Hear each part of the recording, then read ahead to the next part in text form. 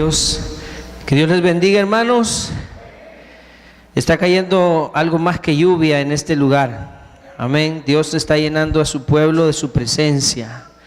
Y ese es uno de los motivos por los que usted y yo venimos a la casa de Dios. Venimos para llenarnos de Él. Puede ser que usted venga cansado de sus trabajos o afligido, angustiado, pero cuando estamos en la presencia del Señor encontramos descanso. Y justamente esa es la invitación de nuestro Dios. Él dice: venid a mí todos los que están trabajados y cargados. Y dice Él: y yo os haré descansar. Así es que, hermanos, este es el mejor lugar que usted puede escoger para estar a esta hora, este día. Estar en la presencia de nuestro Dios. Estamos hablando de la fe. ¿Alguien recuerda el tema de la semana anterior en nuestro estudio de Hebreos? ¿Alguien lo recuerda? Por lo menos el personaje. ¿De quién hablamos? De Abraham. ¿Y bendijo su vida el ejemplo de Abraham? Abraham fue un hombre que vivió por fe. Y vivir por fe no solamente es decir que somos cristianos y que cuando alguien nos encuentra en la calle y nos diga Dios le bendiga, decirle amén. No solamente eso. Abraham nos muestra que creerle a Dios va mucho más allá que tener una Biblia, que asistir a un templo. Creerle a Dios o tener fe en Dios significa que cuando Dios nos llama, nosotros, sin poner excusas ni pretextos, atendemos al llamado de Dios, le creemos a Dios. Aunque no veamos el cumplimiento de sus promesas en esta vida, le creemos a Dios. Aunque las circunstancias que rodeen nuestra existencia o nuestro peregrinaje en la tierra no sean las que nosotros quisiéramos, igual le creemos a Dios. Vivimos contentos, vivimos felices, y pase lo que pase con nosotros, al partir de este mundo nos vamos a ir felices y llenos de esperanza. Eso es vivir por fe. Ese es el ejemplo que Abraham nos da. No de una persona que solamente vive pensando en los momentos o en las cosas bonitas que le pueden pasar si se hace cristiano. No, el cristiano es ganador desde el momento en que obedece al Señor. Desde el momento en que usted y yo seguimos a Cristo, desde ese momento somos ganadores. Y por eso la Biblia dice que en Cristo Jesús somos más que vencedores. Y ya no tenemos nada que perder. Yo el otro día le decía que al cristiano ya no le pueden quitar nada. Dígame usted, ¿qué le pueden quitar? ¿Hay algo que a usted le puedan quitar? La vida, dice alguien. No. Dice la Biblia que no temamos a los que matan el cuerpo, mas el alma no pueden destruir, sino que debemos tenerle temor a aquel que tiene el poder para destruir el cuerpo y el alma en el infierno, y ese es nuestro Dios. Bueno, pero ese es el ejemplo de Abraham. En el capítulo 11 de Hebreo, hablando de la fe, ya hablamos de Noé, hablamos de Abel, hablamos de Enoc, hablamos de Abraham, y hoy vamos a hablar de los descendientes de Abraham. ¿Quién fue el hijo de Abraham? Isaac. Y luego Isaac fue el padre de ¿quién? ¿O quién fue Isaac tuvo dos hijos, pero ¿quién fue el que sobresale en la historia de la Biblia como el hijo de Isaac? Jacob. ¿Sí? ¿Y Jacob fue el padre de quién? De las 12 tribus de Israel, pero sobresale uno entre ellos, José. Esa línea vamos a seguir. Hablamos de Abraham, hoy vamos a hablar de su hijo, su nieto y su bisnieto. Su hijo Isaac, su nieto Jacob y su bisnieto José. Son los tres ejemplos de los que hoy vamos a aprender de que la fe derrota aún a la muerte. O sea, la fe verdadera no puede ser vencida ni por la muerte, ni por el tiempo, ni por las circunstancias adversas. O en otras palabras, nuestra fe es invencible. La fe de los cristianos es invencible. Nada la puede destruir, nada puede terminar con la fe. Vaya conmigo en su Biblia, Hebreos capítulo 11, versículos del 20 al 22. El mensaje de esta noche se titula La fe que derrota la muerte. Hebreos capítulo 11, versículos del 20 al 22, y dice de la siguiente manera: por la fe. Recuerda que todos los personajes que se mencionan en este capítulo, todos comienza el Espíritu Santo por medio del escritor, empieza diciendo por la fe, porque es el tema del que estamos hablando, la fe. Y cada uno de estos personajes nos da un ejemplo de lo que es vivir por fe. Ahora dice, por la fe bendijo Isaac a Jacob Y a Esaú, respecto a qué los bendijo, a cosas venideras. Ya vamos a ver qué quiere decir eso. 21. Por la fe Jacob, ahora Jacob, al morir, también bendijo a cada uno de los hijos de José y adoró apoyado sobre el extremo de su bordón. 22. Por la fe José, al morir, mencionó la salida de los hijos de Israel y dio mandamiento acerca de sus huesos. Hasta ahí leemos y oramos. Dios mío, háblanos esta noche. Edifica nuestras vidas, Señor. Consuélanos, exhórtanos, corrige nuestros corazones, nuestras mentes, Señor. Padre, oro que tu Espíritu Santo cautive nuestros pensamientos, Señor. Si alguno de nosotros está distraído, si hay algo que ocupa nuestros pensamientos, Padre, bórralo de nuestra mente en este momento. Que sea tu palabra y tu Espíritu quien acapare todo nuestro ser en esta hora, Dios. Queremos ponerte atención, queremos oírte, queremos, Señor, recibir tu palabra, tu consejo y tu edificación. Bendice a tu pueblo, Señor, que esta noche, sin importar el clima, ha venido a tu casa buscando el alimento espiritual, buscándote a ti, Señor. Bendice sus vidas, Padre. Que su viaje hasta aquí no sea en vano, Señor. Que tu Espíritu inunde su ser, dándoles gozo y paz y llenándoles de tu palabra también, Señor. Gracias. A ti es a quien venimos a honrar, a ti es a quien venimos a buscar y es a ti a quien damos toda la gloria y toda la honra, Señor. Solo tú eres digno. Gracias. Háblanos en esta noche, Dios. En el nombre de Jesucristo, tu Hijo, nuestro Señor, te lo pedimos. Amén. Bien. ¿De qué vamos a hablar esta noche? Vamos a hablar de lo trascendental e invencible que es la fe verdadera, porque eso habla el capítulo 11 de la fe verdadera. Y vamos a aprender cómo nuestra fe se hace evidente no solamente durante nuestra vida, sino que también que es algo que nosotros todavía está por verse. Digo porque ninguno de nosotros ha muerto o está a punto de morir, al menos no lo vemos así. No digo que no nos podamos morir esta misma noche, claro que sí, pero no estamos así como que ya en una edad avanzada en la que uno ya siente que cierra los ojos y cuando despierta está en la presencia del Señor. Todavía no hemos llegado hasta ahí. Entonces, no hemos llegado a ese punto en el que nuestra fe tiene que ser probada. Oiga bien, hermano, nuestra fe tiene que ser probada con la muerte. Y en las conclusiones de este tema hay justamente un desafío para los cristianos acerca de este punto, de cómo nosotros enfrentamos la muerte ya en Cristo. Ahora, decía que esa prueba aún nos hace falta, ver cómo vamos a reaccionar en el momento de partir de este mundo, cuál va a ser nuestra fe al momento de partir. Los cristianos tenemos como ejemplos a estos personajes, a estos hombres de fe que al partir de este mundo se fueron, fíjese usted, se fueron llenos de esperanza, se fueron llenos de paz, se fueron llenos de gozo de este mundo.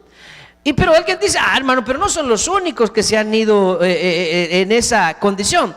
Pero hay algo que resaltar de la vida de ellos tres, que ninguno de ellos vio cumplidas las promesas hechas a su padre Abraham.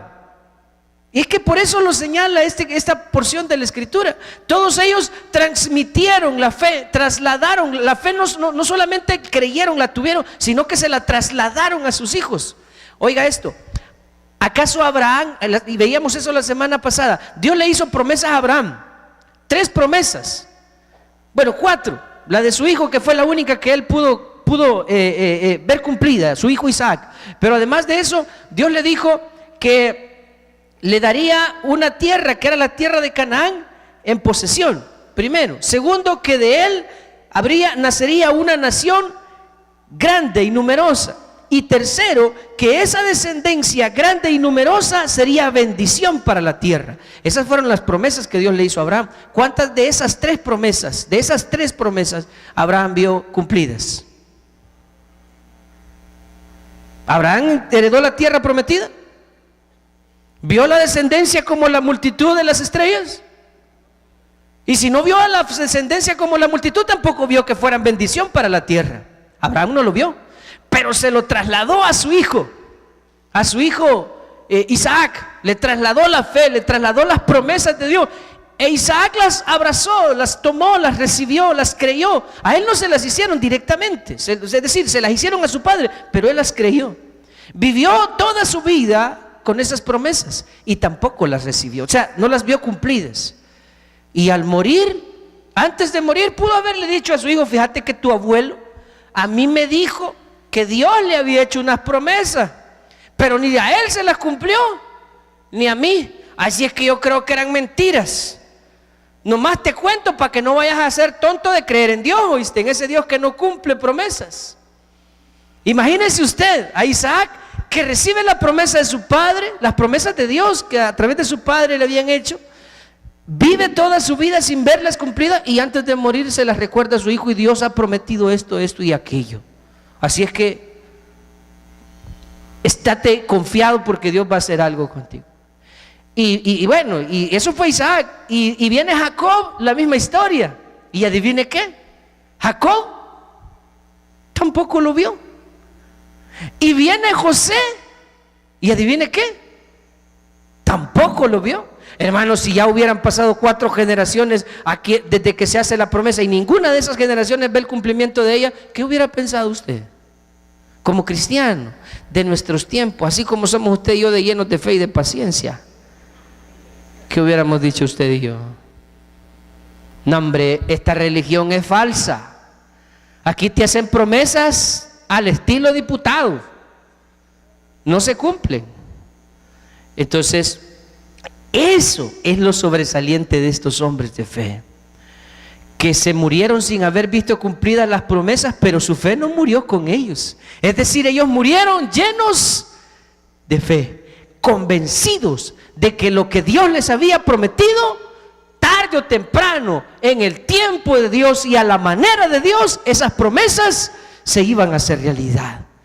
Y eso es lo que los cristianos tenemos que aprender de estos hombres. No importa que la promesa que hayamos recibido a través de Dios en su palabra no la veamos cumplir en nuestro tiempo. Dios es fiel y va a cumplir hasta su última palabra.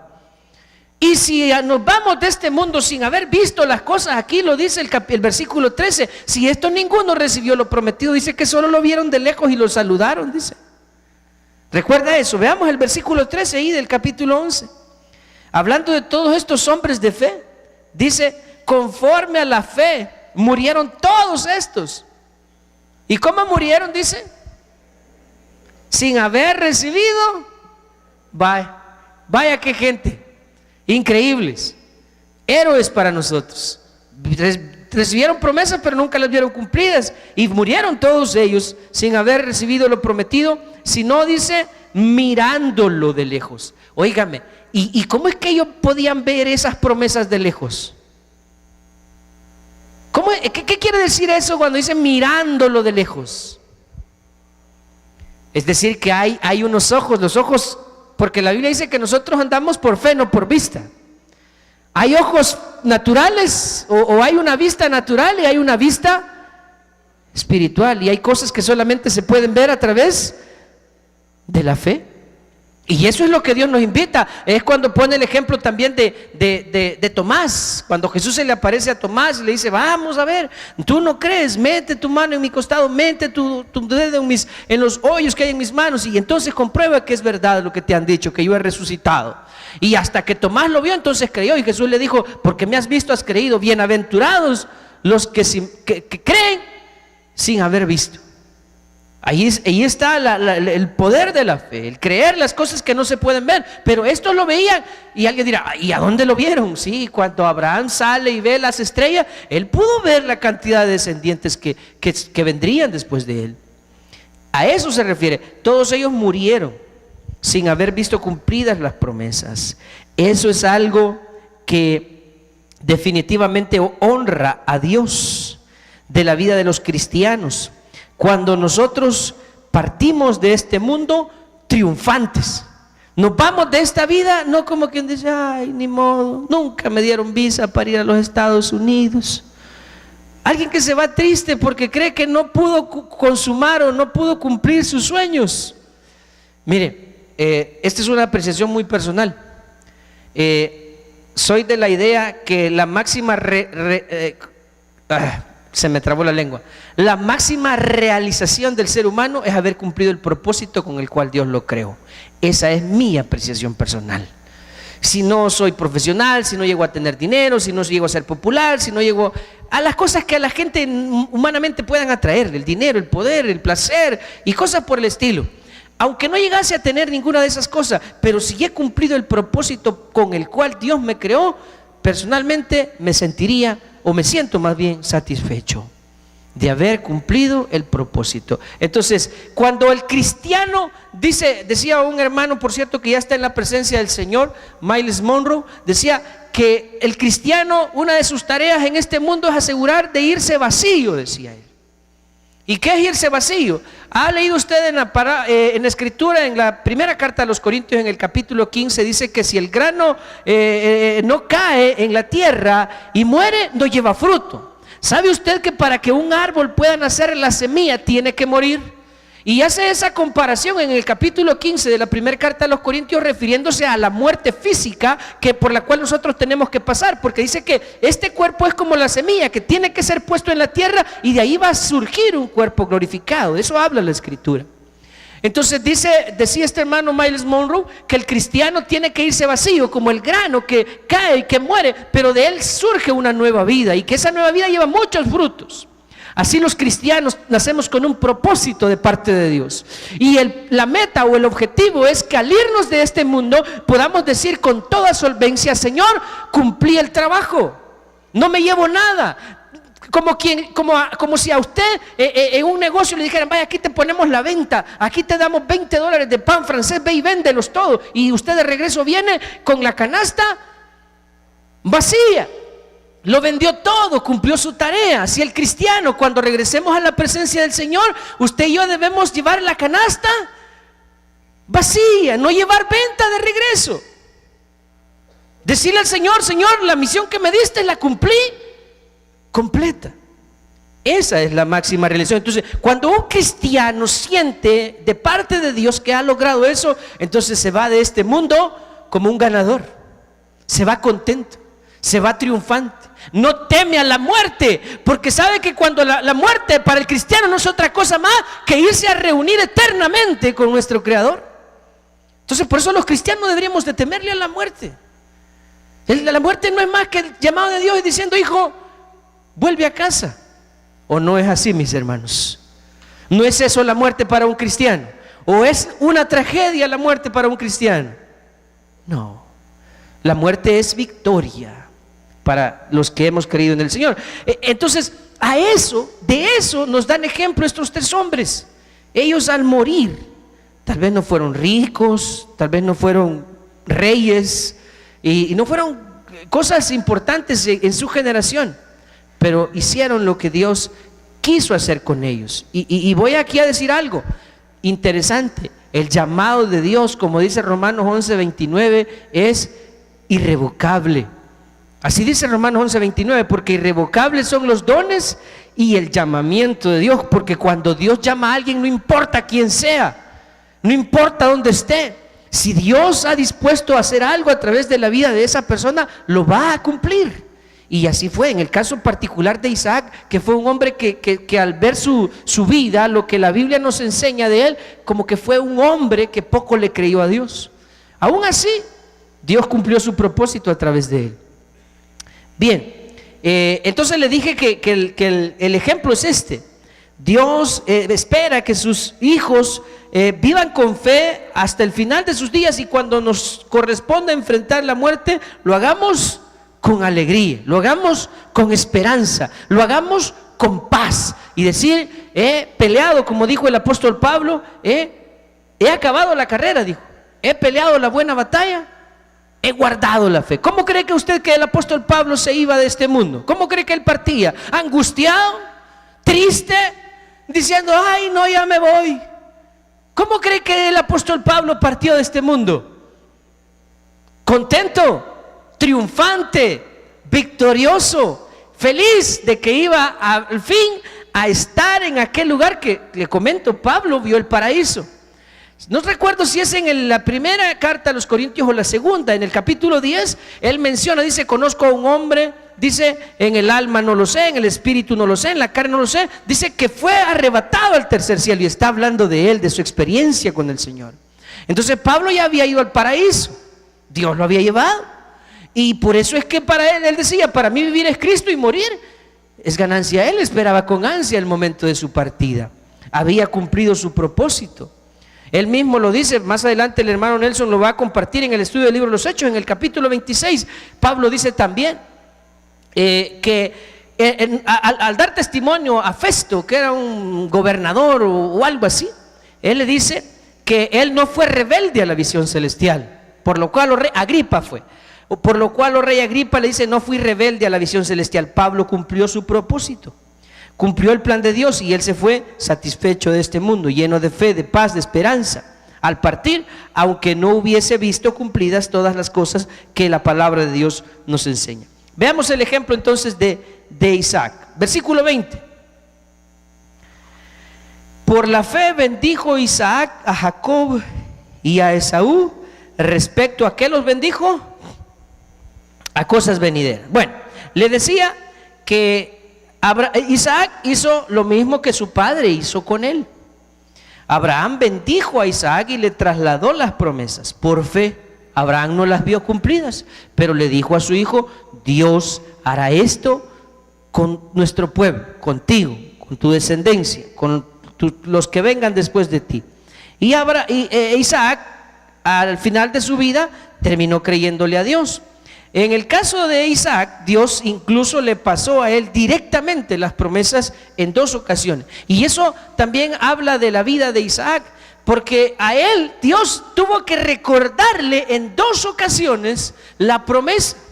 Dios tuvo como que direccionar la vida de Isaac. ¿Por qué? Porque Isaac demuestra que era un hombre muy dado a las cosas materiales. Era un poco, como dijeron, falto de fe. En un par de ocasiones él, cuando le preguntaron por su esposa, él decía que era su hermana, decía, porque le daba miedo lo que le pudiera ocurrir. Es decir, tenía miedo de las circunstancias. Había olvidado que su vida estaba en las manos de Dios y que el plan de Dios se iba a cumplir a través de él. Entonces, en 2 ocasiones Dios tuvo que recordarle a él esa promesa. Quiero que lo vea en el capítulo 26 de Génesis. Vamos a Génesis, capítulo 26, versículo 3 y 4. Bueno, desde el 2 en adelante.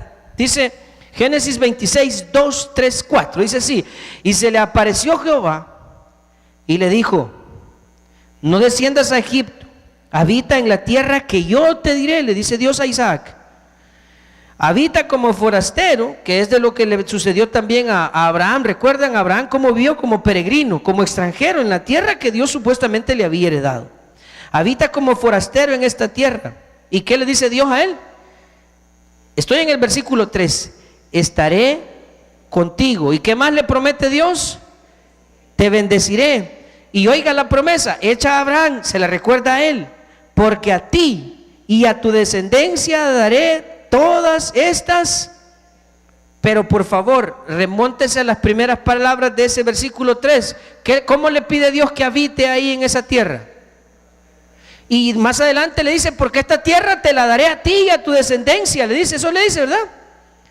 Sí, daré estas tierras, le dice. Y sigue diciendo el verso 3, confirmaré el juramento que hice a Abraham.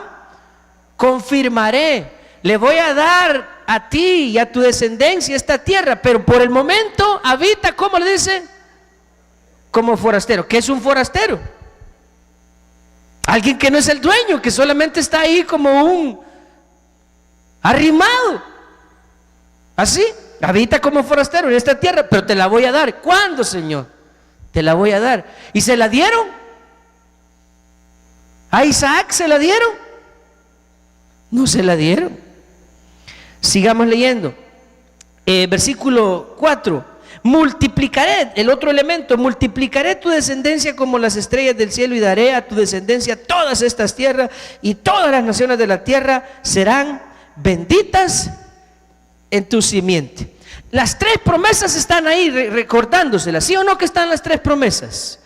Que primero que le daría la tierra, segundo que su descendencia sería Y la tercera, al final del versículo 4, que su descendencia sería, en su descendencia serían benditas todas las naciones de la tierra. Ahí están las tres promesas. Dios se las recuerda a Isaac, aunque su padre se las había dado, se las había heredado, porque no las vio, no las recibió, no las cumplió Dios en su tiempo. Ahora él se les recuerda. Más adelante, eso fue, digamos, a mitad de su vida, pero Isaac siguió viviendo de una manera un poco extraña, ¿sí? Dedicándose a sus propios asuntos, a ver cómo hacía dinero, cómo vivía bien. Isaac era un hombre que siempre andaba buscando la comodidad. Como muchos cristianos hoy en día, siempre andan buscando evitar meterse en problemas. Siempre procuran no meterse en problemas. Y por eso algunos dicen, no, yo por eso mejor no sirvo, porque ya cuando uno se mete en la iglesia y se pone a servir, empiezan a surgir los problemas. Isaac era como esos cristianos que quieren evitar a toda costa complicarse la vida. No, yo con ir una vez a la iglesia me basta, no me complico la existencia. Isaac era algo parecido. Entonces más adelante, siempre en el capítulo 26, ve el versículo 24 y 25. Dios le tuvo que volver a recordar la promesa. Mire, le dice, y se le apareció Jehová aquella noche y le dijo, yo soy el Dios de Abraham tu padre. Y le dice, no temas. ¿Por qué? Porque Isaac había tenido una serie de dificultades en su vida, pero era un hombre muy dado a desanimarse y a ser falto de fe. Entonces dice, y se le apareció Jehová aquella noche y le dijo, yo soy el Dios de Abraham tu padre, no temas, porque yo estoy contigo. Otra vez le recuerda que él está con él, y te bendeciré y multiplicaré tu descendencia por amor de Abraham mi siervo. Y dice en el 25, y edificó ahí un altar e invocó el nombre de Jehová y plantó una tienda y abrieron ahí los siervos de Isaac un pozo. Entonces Dios le recuerda por segunda vez a Isaac el pacto, las promesas. Lo voy a cumplir, pero nunca se hizo realidad esas promesas, al menos en el tiempo de Isaac nunca se vieron cumplidas. Ahora, algo que sí es cierto es que Dios, usted puede ver la historia de Isaac, Dios bendijo a Isaac a lo largo de toda su vida. A pesar que tuvo altibajos, Dios siempre le mostró su gracia, Dios siempre puso de manifiesto su elección soberana sobre él, a pesar de la incredulidad de Isaac. Y le decía, es uno de los hombres que parece que menos le creyó a Dios, era más dado a vivir por fe y a vivir por vista y por gusto más que por fe. Luego viene casi al final de la vida de Isaac, se da aquella situación. Él tuvo dos hijos. ¿Quiénes fueron los hijos de Isaac? Jacob y Esaú. Y entre los hijos surge una disputa. ¿Quién era el primogénito? Esaú. ¿A quién le correspondía la bendición principal? A Esaú. Pero como Dios lo dice en el capítulo 9 de la carta a los romanos, Pablo, inspirado por el Espíritu, dice que el ejemplo, tal como sucedió con Jacob, que a Jacob amé y a Esaú aborrecí. O sea, elegí a Jacob y no elegí a Esaú. ¿Por qué? Porque fue una elección soberana de Dios. Ahora, acerca de esos dos hijos, llegó el momento en el que Isaac estaba a punto de morir. ¿A quién él tenía que bendecir? Supuestamente a Esaú, aunque había habido un arreglo entre los dos hijos. Recuerda usted, Esaú le había vendido la primogenitura a Jacob su hermano, a través de algunas artimañas ahí, pero habían hecho un canje.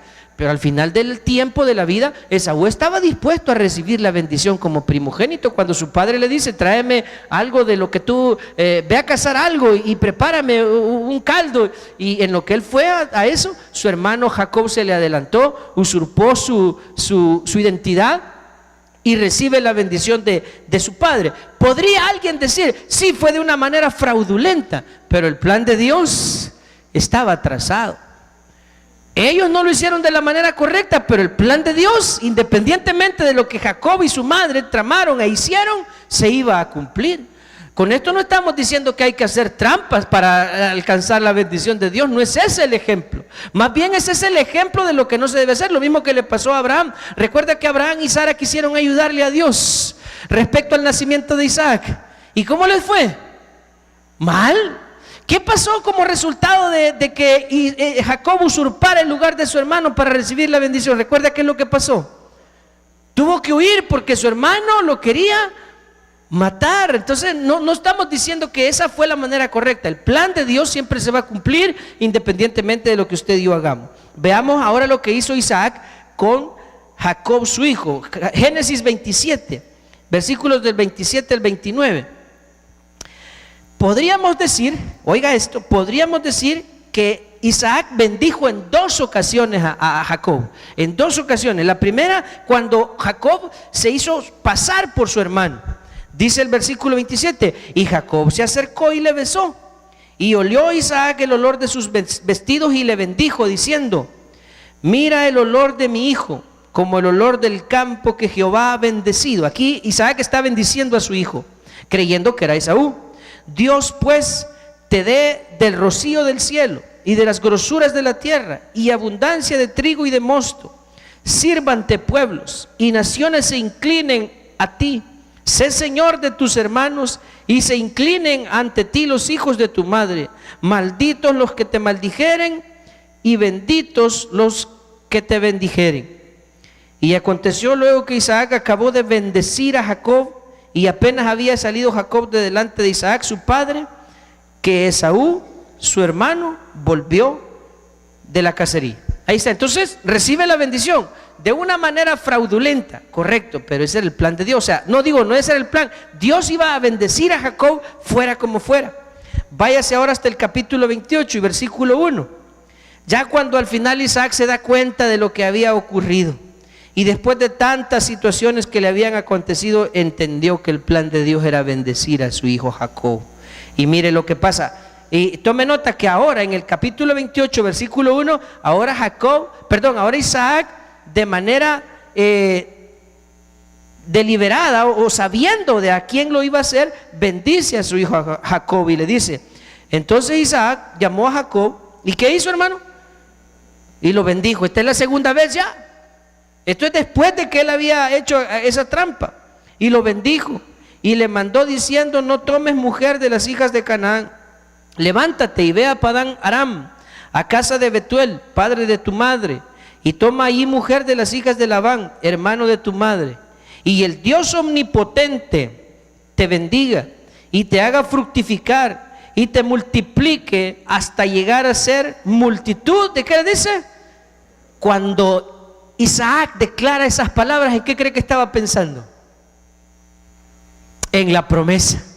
Ahí se acordó: caramba, se me había olvidado, si a mí mi papá me dijo esto y yo no lo he visto, así es que seguramente es contigo, Jacob, a pesar de lo sinvergüenza que tú has sido, pero Dios va a cumplir el propósito en tu vida. Yo no lo vi, así es que yo te traslado la promesa. Siga leyendo. Le dice: hasta llegar a ser multitud de pueblos, y te dé el, ¿qué le dice? ¿La bendición de quién le dice?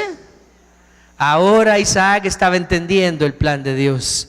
Ahora Isaac, antes de morir, su fe resurge y ahora le traslada las promesas a sus hijos y le dice a su hijo: y te dé la bendición de Abraham y a tu descendencia contigo, para que heredes la tierra en que moras, que Dios dio a Abraham. Así envió Isaac a Jacob, el cual fue a Padán Aram, a Labán, hijo de Betuel, arameo, hermano de Rebeca, madre de Jacob y de Esaú. Entonces, aquí, antes de morir, Jacob le trasladó la fe a su hijo. Isaac le trasladó la fe a su hijo Jacob. Tal vez las cosas antes de esto no se dieron como debieron ser correctas. Y tal vez la familia de Isaac, su esposa, porque ahí usted ve la historia y todos estuvieron envueltos en ese rollo. Isaac, su esposa, Jacob, Esaú, estuvieron enredados en una situación complicada, pero al fin de cuentas Dios cumplió su propósito, y era que esa fe y esa esperanza y esas promesas fueran heredadas a la siguiente generación. Ahora vámonos con el ejemplo de Jacob, porque eso dice Hebreos en el versículo 20: por la fe bendijo Isaac a Jacob y a Esaú respecto a cosas venideras, cosas que no recibieron sino que vendrían después. Ahora veamos el versículo 22. La fe de Jacob, dice el 22: por la fe Jacob al morir bendijo a cada uno de los hijos de José y adoró apoyado sobre el extremo de su bordón. Jacob tuvo una vida más o menos parecida a la de su padre. Ya hablamos un poco de él. Ahí con una serie de situaciones no correctas. No correctas de la vida de Jacob, pero el plan de Dios era a través de él. Y Dios iba a cumplir su plan.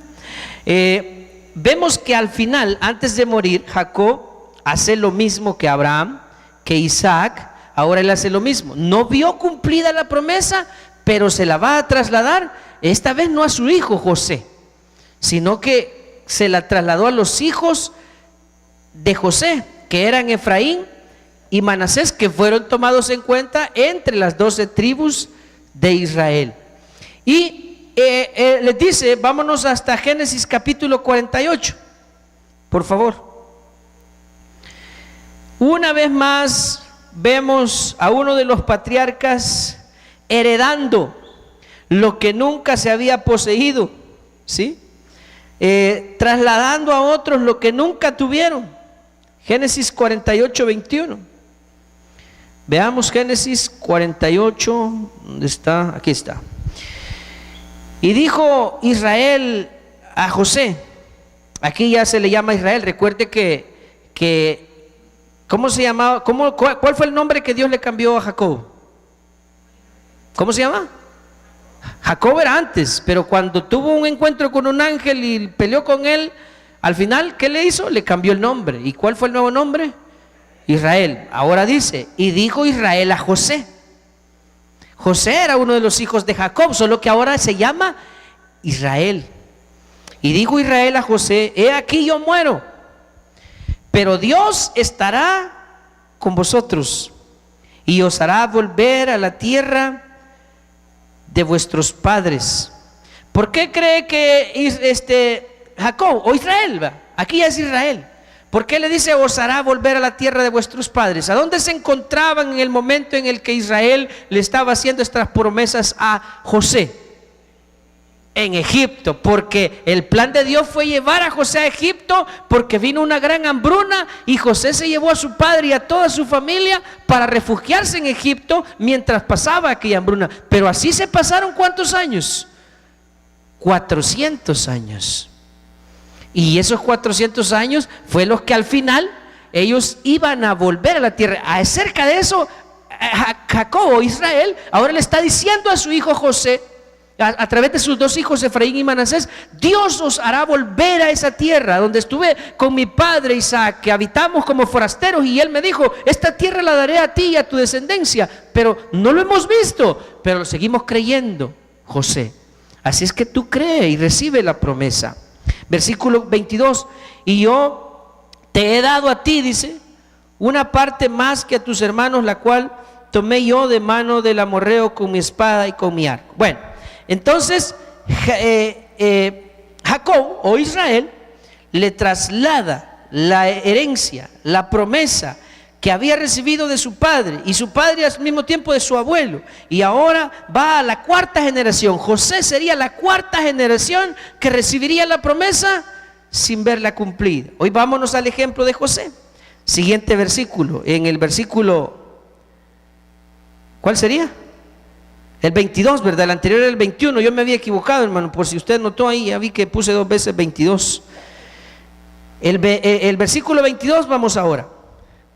Por la fe José, al morir, estoy en Hebreos 11, 22, mencionó la salida de los hijos de Israel y dio mandamiento acerca de sus huesos. O sea, ya se presentó el ejemplo de Isaac, que bendijo a sus hijos acerca de cosas venideras. En el 21 se pone el ejemplo de Jacob, que bendijo a los hijos de José sobre lo que Dios haría con ellos, y ahora otra vez se pone a José, que al morir menciona la salida de los hijos de Israel.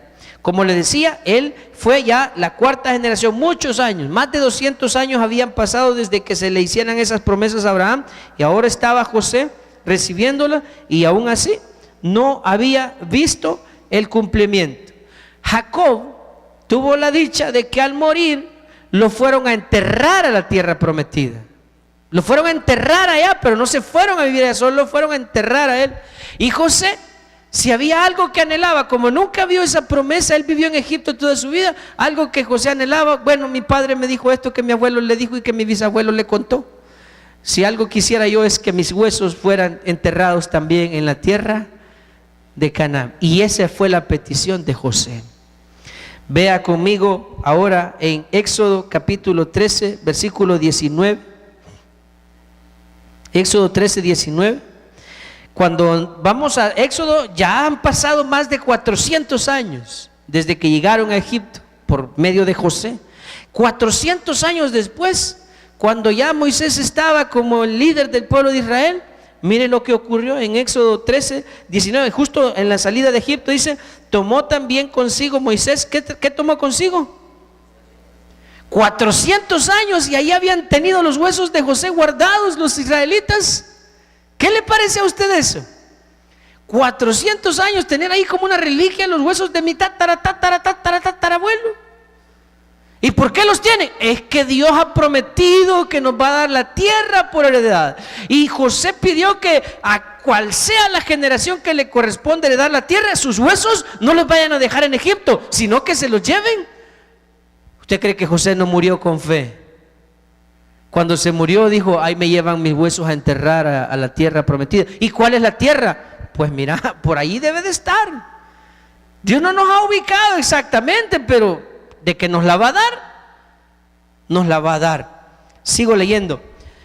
Tomó también consigo Moisés los huesos de José, el cual había juramentado a los hijos de Israel, diciendo, Dios ciertamente os visitará y haréis subir mis huesos de aquí. O sea, José hizo que los principales del pueblo se comprometieran bajo juramento que cuando salieran de Egipto se tenían que llevar sus huesos. Entonces lo guardaron. ¿Y por qué José hizo semejante petición? Porque al morirse, igual que Jacob, igual que Isaac e igual que Abraham, se murieron convencidos que lo que Dios había prometido lo iba a cumplir. Ahora, han pasado más de, ¿qué le digo? Déjenme tratar de hacer un cálculo aproximado. ¿Cuántos años han pasado desde ese? Como 4,000 años desde que esas promesas fueron hechas. Ahora yo le pregunto a usted, ¿Dios cumplió su promesa? ¿La cumplió o no la cumplió? ¿Y cuándo la cumplió? ¿Cuándo? La cumplió en el tiempo en que Dios lo había determinado. Entonces, Dios nos ha hecho promesas a usted y a mí, ¿cierto o falso? ¿Cuándo las va a cumplir? Cuando Él diga. Y si nos vamos sin haberla recibido, ¿significa que nos tenemos que ir tristes? ¿O que nuestra fe se tiene que terminar porque no lo vimos? El ejemplo de estos hombres es que todos ellos se murieron sin haber recibido lo prometido, pero se murieron con fe. O sea que su fe derrotó incluso a la muerte, porque la fe verdadera ni la muerte ni el tiempo la pueden terminar con ella, hermano. El cristiano de verdad, por eso, y es aquí donde cobra más sentido aquellas palabras cuando Jesús dijo que el que persevere hasta el fin. Es que si es de verdad cristiano, no solo va a venir a levantar la mano para irse al mundo a vivir como le da la gana. Si es cristiano de verdad, va a venir a Cristo y se va a quedar con Cristo el resto de su vida.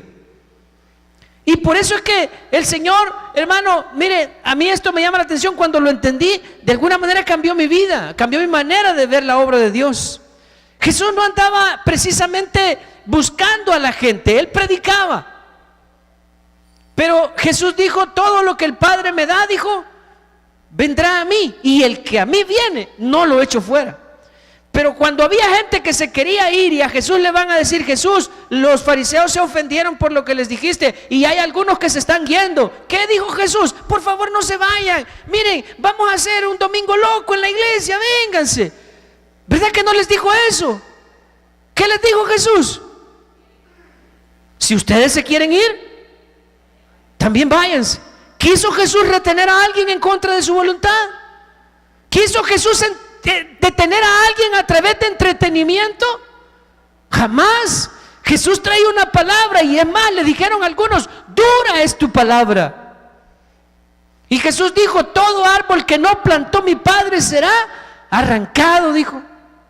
Entonces ahí entendí yo que la iglesia no es exactamente para entretener. O sea, el esfuerzo de la iglesia no debe de ser, hagamos algo para que los hermanos se sientan bien, así como hacen en los centros comerciales en época de fin de año, por ejemplo, que ponen un gran arbolito y un Santa Claus para que usted se emocione y solo allá quiere estar, ¿me entiende? Pero eso es en el centro comercial, pero en la iglesia no es así. En la iglesia usted tiene que venir por amor, por fe y por convicción a buscar al Señor. No es exactamente lo divertido, lo emocionante lo que nos hace venir. Nos hace venir la fe, nos hace venir el amor que le sentimos a Dios. Y entonces el cristiano verdadero, ni el tiempo, ni la muerte, ni ningún tipo de adversidad va a acabar con su fe. Cuando nosotros aprendemos eso, decimos, nosotros no tenemos de qué preocuparnos.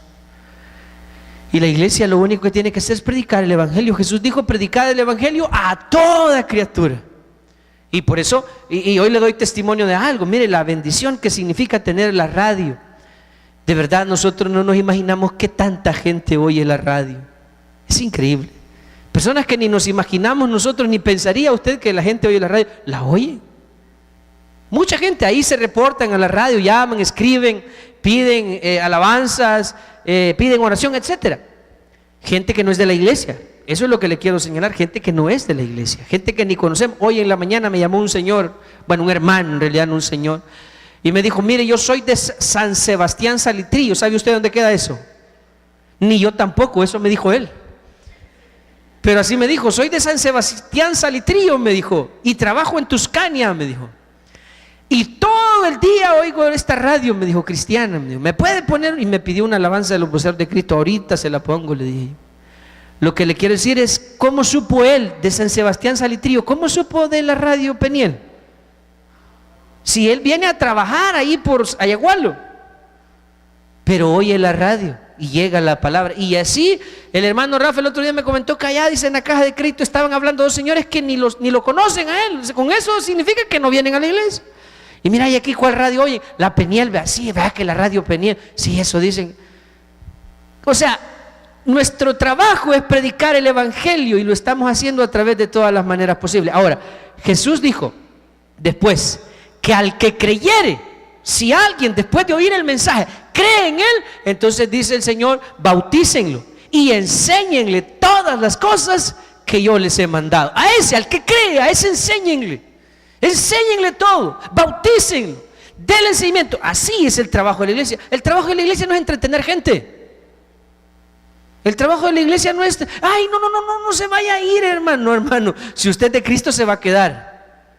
Y si no es, se va a ir. Y aunque nosotros hagamos lo que hagamos aquí, usted no se va a quedar. Solo van a permanecer los que son de Cristo. Porque la fe verdadera ni la muerte la puede derrotar. Ese es el ejemplo. Y quiero terminar. Ahí hay unas conclusiones de la vida y del ejemplo de esos tres hombres, de Isaac, de Jacob y de José, que murieron sin haber visto lo prometido, pero creyéndolo, confesándolo, saludándolo, mirándolo de lejos, como dice el versículo 13. Se fueron de este mundo contentos, triunfantes, llenos de fe, a tal punto que se la heredaron a sus hijos. Y ahí vemos nosotros que la obra de fe de una persona no solo se resalta en su vida, sino que también se hace manifiesta en el momento de morir.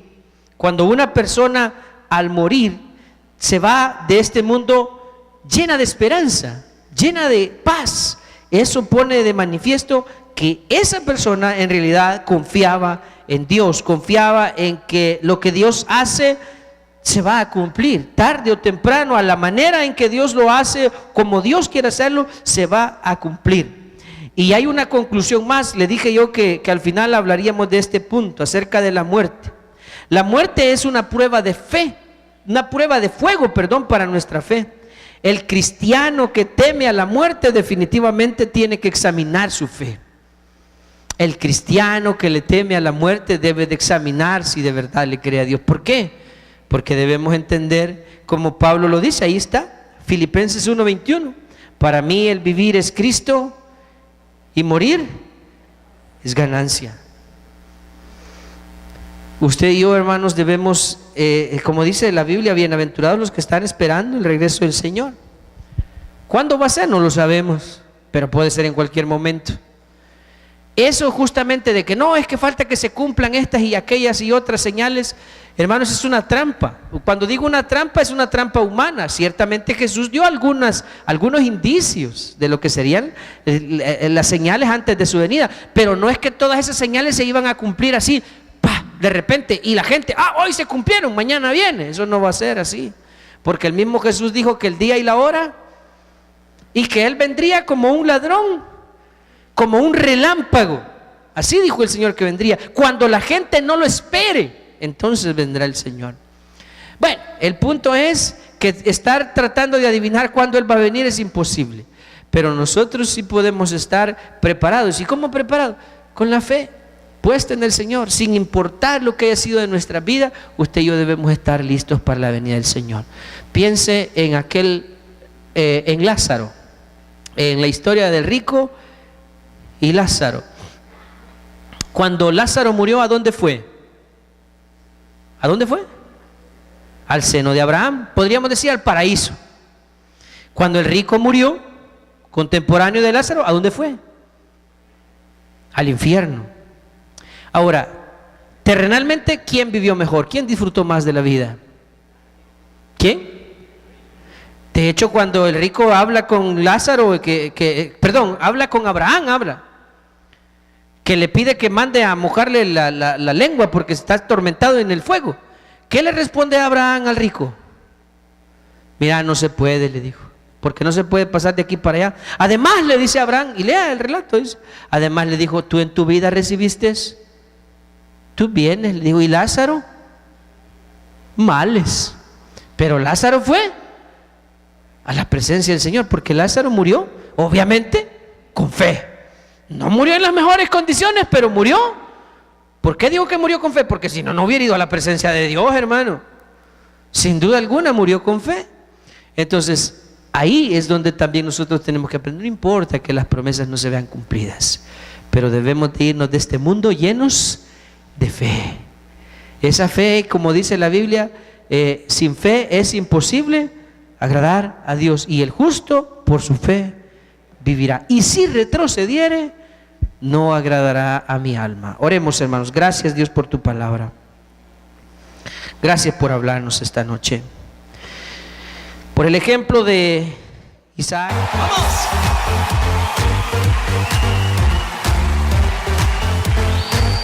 Dile a la persona que está junto a ti, exalta conmigo a Jesús. ¡Vamos! ¡Sí!